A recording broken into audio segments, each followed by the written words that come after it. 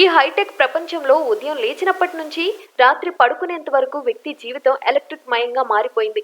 ఇప్పటికే cell phone చేతిలో లేనిదే మనిషి జీవనం గడవలేని పరిస్థితి నెలకొంది. అలాగే ఇతర ఎలక్ట్రిక్ వస్తువులు కూడా, వేడి నీళ్ల దగ్గర నుంచి తాగే వాటర్, తినే ఫుడ్ కూడా ఇప్పుడు కరెంట్ ద్వారానే, తాగే నీరు కూడా వాటర్ హీటర్లో వేడి చేస్తున్నారు.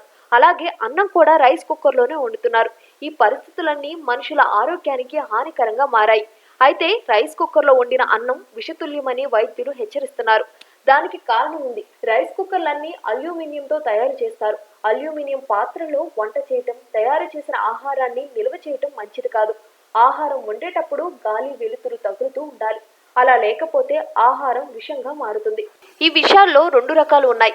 మొదటిది తక్షణమే పనిచేస్తుంది. దీనిని ఫుడ్ పాయిజన్ అని అంటారు. మరొకటి శరీరంలోకి చేరి కొన్ని నెలలు లేదా కొన్ని సంవత్సరాలకు ఆ విష ప్రభావం బయటపడుతుంది. కరెంట్ రైస్ కుక్కర్లో అన్నం వండేటప్పుడు గాలి వెళ్లే అవకాశం ఎట్టి పరిస్థితుల్లోనూ ఉండదు. దీంతో ఇబ్బందులు తలెత్తే ప్రమాదం కూడా ఉంది. అల్యూమినియం పాత్రలో వండిన ఆహారం తీసుకుంటే ఎలాంటి ఆరోగ్య సమస్యలు వస్తాయో ఇప్పుడు మనం తెలుసుకుందాం. ఉదర సంబంధ సమస్యలు, గుండె సంబంధిత సమస్యలు, కీళ్లవాతం, మధుమేహం, గ్యాస్ సమస్యలు, అధిక బరువు, నడుము నొప్పి వంటి రోగాల బారిన పడతారని ఆరోగ్య నిపుణులు హెచ్చరిస్తున్నారు.